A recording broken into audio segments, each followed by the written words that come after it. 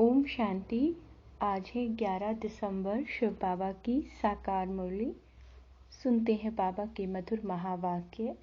बाबा कहते हैं, मीठे बच्चे, अपने को सदा राज ऋषि समझकर चलो तो तुम्हारे सब दिन सुख से बीतेंगे। माया की चुटकी से बच जाओगे। तो क्या समझकर चलना है? राज ऋषि। प्रश्न, कौन सा चांस तुम्हें अभी मिला है, फिर नहीं मिलेगा? उत्तर, अभी थोड़ा समय है जिसमें पुरुषार्थ कर पढ़ाई से ऊंचा पद पा सकते हो। बाबा कहते हैं, फिर यह चांस नहीं मिलेगा। ये जीवन बड़ा दुर्लभ है, इसीलिए कभी यह ख्याल नहीं आना चाहिए कि जल्दी मरे तो छूटे। यह ख्याल उन्हें आता है जिन्हें माया तंग करती है या कर्म भोग है। तुम्हें तो बाप की याद से माया जीत बनना है। गीत है, धीरज धर बनवा, तेरे सुख के दिन आए कि आए। ओम शांति। बच्चों ने गीत सुना? किसने कहा? किसने कहा और किसने सुना? बेहद के बाप ने कहा और सभी सेंटर्स के बच्चों ने सुना। देखो, बाप का बुद्धि योग सभी बच्चों की तरफ जाता है। सभी सेंटर्स के जो भी ब्राह्मण कुलभूषण व स्वदर्शन चक्रधारी अथवा राजऋषि बच्चे हैं, उन बच्चों को यह भी स्मृति में रहना चाहिए कि हम राजऋषि हैं, राजाई के लिए पुरुषार्थ कर रहे हैं। जिस राज्य में देखो तो सदैव सुख के दिन व्यतीत होते हैं। कलयुग में तो सुख के दिन बीतते ही नहीं। बाबा कहते हैं, तुम तो जो राजऋषि हो, तुम्हारे भी सुख के दिन यहाँ बीतने चाहिए। अगर बच्चे अपने को राजऋषि समझते हैं तो निश्चय अटल अडोल कायम है। समझे? नहीं तो घड़ी घड़ी क्या होगा, माया के झुटके आते रहेंगे। बच्चे जानते हैं कि हम बाबा से राजयोग सीख कर सदा सुख का वर्षा ले रहे हैं अथवा नर से नारायण बन रहे हैं, सो तो सिवाय परमपिता परमात्मा के कोई बना न सके। परमपिता परमात्मा जब कहा जाता है तो किसी साकार आकार की तरफ बुद्धि नहीं जाती, निराकार बाप को ही याद करते हैं। बाबा धीरज देते हैं, बच्चे बाकी थोड़ी रोज है, ये कलयुग नरक बदल स्वर्ग होगा। हेवन की स्थापना, हेल का विनाश हो गया है। भगवान स्वयं बैठ राजयोग सिखाते हैं। बाबा कहते हैं, कोई भी मनुष्य चाहे हेल का चाहे हेवन का हो, राजयोग सिखा ना सके। बच्चे जानते हैं, हम ब्रह्म मुख वंशावली ब्राह्मण कुलभूषण ही स्वह दर्शन चक्रधारी हैं। हम आत्माओं को सृष्टि चक्र की नॉलेज है। देवता यह नहीं जानते स्वह दर्शन चक्र श्री कृष्ण को व विष्णु को क्यों दिया है, क्योंकि हम ब्राह्मण अभी संपूर्ण नहीं बने हैं।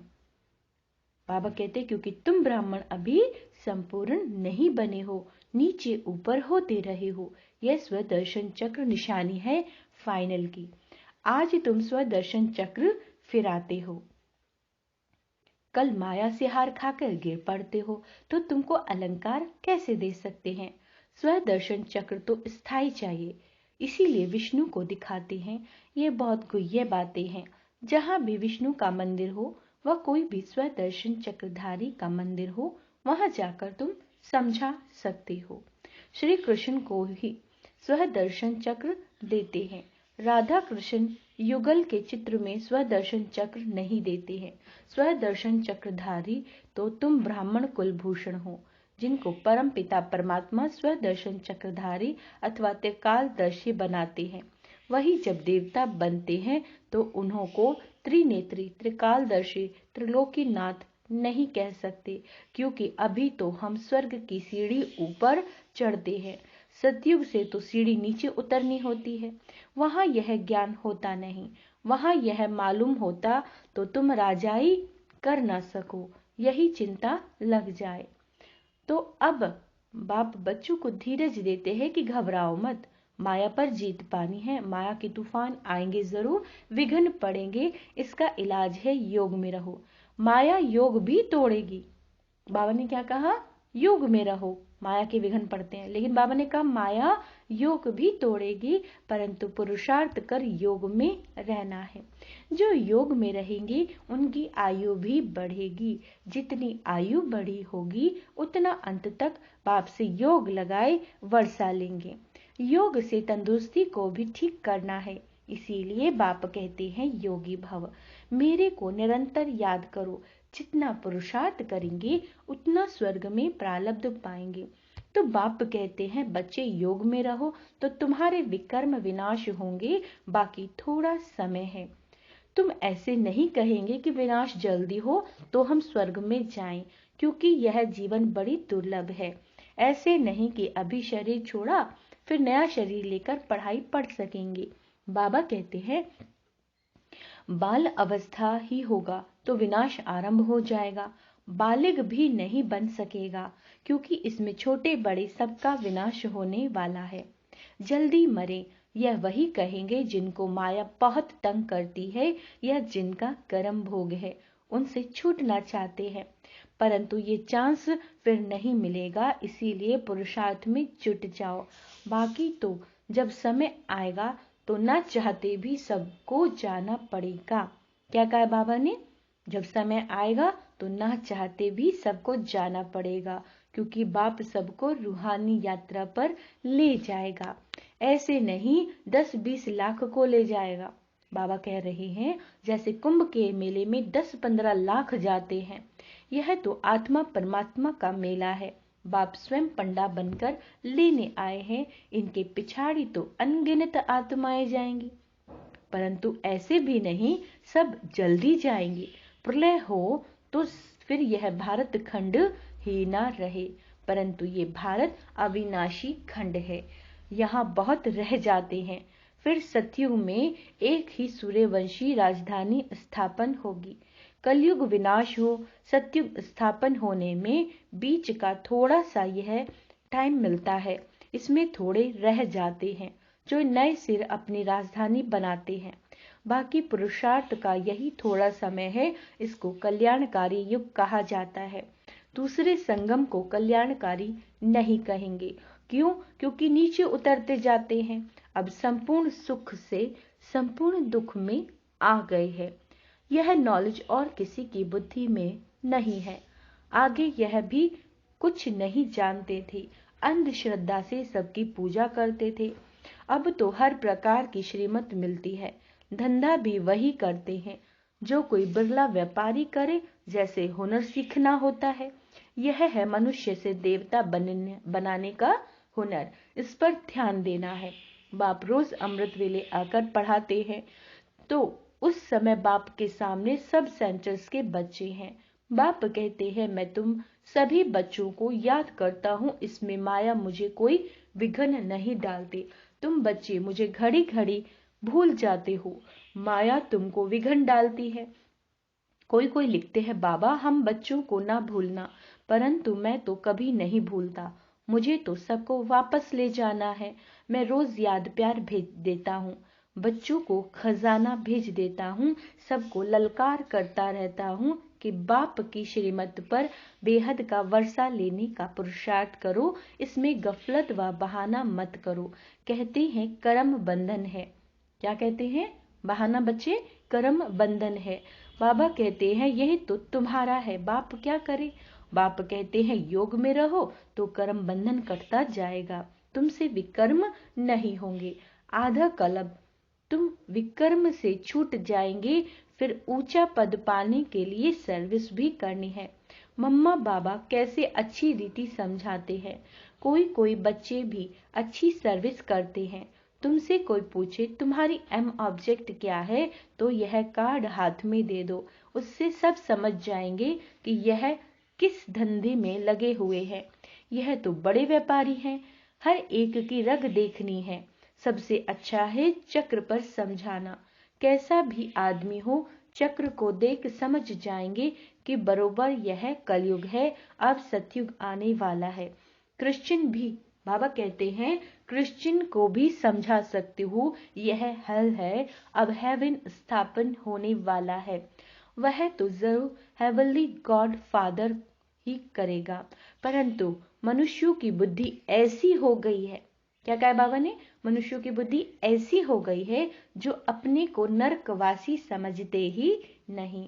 कहते भी हैं फलाना स्वर्गवासी हुआ, तो समझना चाहिए जरूर हम नरक में हैं। बाबा कहते हैं अभी कलयुग है, पुनर्जन्म भी, बाबा ने कहा पुनर्जन्म भी जरूर कलयुग में ही लेंगे। स्वर्ग है कहाँ? बाबा तो कहते हैं शमशान में जाकर समझाओ, परंतु बच्चे झट थक जाते हैं। समझाना चाहिए अभी तो कलयुग है, अगर स्वर्ग में पुनर्जन्म लेना चाहते हो तो आकर समझो, हम भी पुरुषार्थ कर रहे हैं, फिर नरक रहेगा ही नहीं, स्वर्ग में चलना है। बाबा कहते हैं वहां विष नहीं मिलेगा, उसको यहाँ ही छोड़ना पड़ेगा। कैसे कैसे? यह बाबा युक्तियां बताते हैं। नेपाल में विजय अष्टमी के दिन छोटे बड़े सब शिकार करते हैं। तुमको भी सबको समझाना है, घर घर में शिव का और लक्ष्मी नारायण का चित्र जरूर रखना है। नौकरों को मिस्त्रियों को भी समझाना है कि मौत सामने खड़ा है, बाप को याद करो तो वर्षा मिल जाएगा। बाप सभी की मनोकामनाएं स्वर्ग के लिए पूरी करते हैं। योग लगाने से बाप साक्षात्कार भी करा सकते हैं। बाप है ही कल्याणकारी, तो बच्चों को भी ऐसा कल्याणकारी बनना है। गरीब ही अपना कल्याण करते हैं। बाबा ने क्या कहा? गरीब ही अपना कल्याण करते हैं, साहूकार मुश्किल ही करते हैं। सन्यासी भी जो नामी ग्रामी है वो अंत में आएंगे। बाबा कहते हैं अब बहुत करके गरीब साधारण ही ज्ञान लेते हैं। बाप भी साधारण तन में आता है, गरीब में नहीं आता। अगर यह भी गरीब होता तो कुछ कर नहीं सकता। गरीब इतनों को संभाल कैसे करते? तो युक्ति देखो कैसी रखी है, साधारण ही। बाबा कहते हैं साधारण ही हो जो बलि भी चढ़े और इतने सब की परवरिश भी होती रहे। इसके साथ साथ और भी बहुत बलि चढ़ वारिस बन गए। अच्छा, मीठे मीठे सिकेला दे बच्चों प्रति माता पिता बाप दादा का याद प्यार और गुड मॉर्निंग। रूहानी बाप की रूहानी बच्चों को नमस्ते। हम रूहानी बच्चों की रूहानी बाप दादा को याद प्यार, गुड मॉर्निंग, नमस्ते मीठे बाबा, शुक्रिया बाबा, शुक्रिया। धारणा के लिए मुख्य सार। बाप ने जो मनुष्य को देवता बनाने का हुनर सिखाया है उसमें ही लगना है। बाप ने जो मनुष्य से देवता बनाने का हुनर सिखाया है, बाबा कहते हैं उसमें ही लगना है। श्रीमत पर चलने में गफलत और बहाना नहीं करना। कर्म बंधनों से छूटने के लिए याद में रहना है। वरदान, श्रेष्ठ कर्मधारी बन ऊंची तकदीर बनाने वाली पद्मा पदम भाग्यशाली भव। जिसके, बाबा कहते हैं जिसके जितने श्रेष्ठ कर्म हैं उसकी तकदीर की लकीर उतनी लंबी और स्पष्ट है। तकदीर बनाने का साधन, बाबा कहते हैं श्रेष्ठ कर्म है। तकदीर कैसे बनती है? आपको श्रेष्ठ कर्म करने हैं, तो श्रेष्ठ कर्मधारी बनो और पद्मा पदम भाग्यशाली की तकदीर प्राप्त करो। लेकिन श्रेष्ठ कर्म का आधार है श्रेष्ठ स्मृति। याद रहे, श्रेष्ठ ते श्रेष्ठ बाप की स्मृति में रहने से ही श्रेष्ठ कर्म होंगे। इसीलिए जितना चाहो उतना लंबी भाग्य की लकीर खींच लो। इस एक जन्म में अनेक जन्मों की तकदीर बन सकती है। स्लोगन है अपनी संतुष्टता की पर्सनैलिटी द्वारा, अपनी संतुष्टता की पर्सनैलिटी द्वारा अनेकों को संतुष्ट करना ही संतुष्ट मणि बनना है। मातेश्वरी जी के महावाक्य हैं, यह जो मनुष्य गीत गाते हैं वो गीता के भगवान अपना वचन निभाने आ जाओ। अब वो स्वयं गीता का भगवान अपना कल्प पहले वाला वचन पालन करने के लिए आया है और कहते हैं, हे बच्चे, जब भारत पर अति धर्म की ग्लानि होती है तब मैं इसी समय अपना अंजाम पालन करने यानी वायदा निभाने के लिए अवश्य आता हूँ। अब मेरे आने का यह मतलब नहीं कि मैं कोई युगे युगे आता हूँ। सभी युगों में तो कोई धर्म ग्लानि होती नहीं, धर्म ग्लानि होती है कलयुग में। तो मानो परमात्मा कलयुग के समय आता है और कलयुग फिर कल्प कल्प आता है तो मानो मैं कल्प कल्प आता हूँ। कल्प में फिर 4 युग हैं, इसको ही कल्प कहते हैं। आधा कल्प सतयुग त्रेता में सतो गुण सतु प्रधान है, वहां परमात्मा के आने की कोई जरूरत नहीं। और फिर तीसरा द्वापर से तो फिर दूसरे धर्म की शुरुआत है। उस समय भी अति धर्म ग्लानि नहीं है। इससे सिद्ध है कि परमात्मा तीनों युगों में तो आता ही नहीं है। बाकी रहा कलयुग, उसके अंत में अति धर्म ग्लानि होती है। कलयुग के अंत में अति धर्म ग्लानि होती है।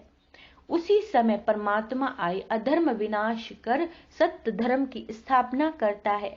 अगर द्वापर में आया हुआ होता तो फिर द्वापर के बाद तो अब सतयुग होना चाहिए, फिर कलयुग क्यों? ऐसे तो नहीं कहेंगे परमात्मा ने घोर कलयुग की स्थापना की।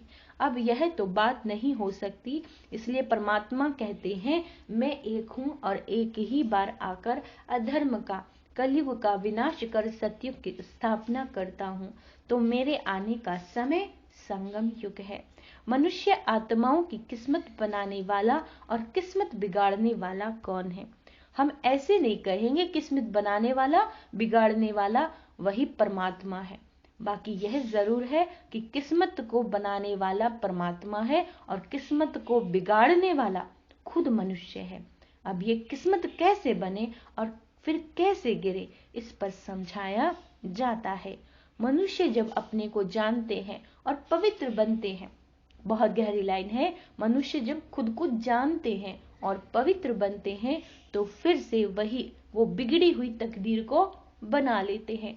अब जब हम बिगड़ी हुई तकदीर कहते हैं तो सब इससे साबित है। कोई समय अपनी तकदीर बनी हुई थी जो फिर बिगड़ गई है। अब वही फिर बिगड़ी तकदीर को परमात्मा खुद आकर बनाते हैं। अब कोई कहे परमात्मा खुद तो निराकार है, वो तकदीर को कैसे बनाएगा? इस पर समझाया जाता है निराकार परमात्मा कैसे अपने साकार ब्रह्म तन द्वारा अविनाशी नॉलेज द्वारा हमारी बिगड़ी हुई तकदीर को बनाते हैं। अब ये नॉलेज देना परमात्मा का काम है।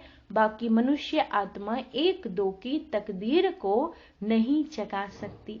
तकदीर को जगाने वाला एक ही परमात्मा है, तभी तो उन्हों का यादगार मंदिर कायम है। ओम शांति। अव्यक्त इशारे हैं आज के।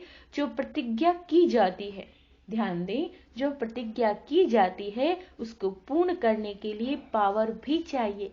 कितना भी सहन करना पड़े, सामना करना पड़े, लेकिन प्रतिज्ञा को पूरा करना ही है।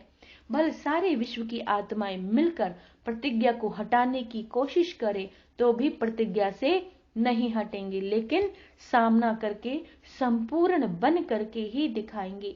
ऐसी प्रतिज्ञा करने वालों का ही यादगार अचल घर है। अच्छा, ओम शांति।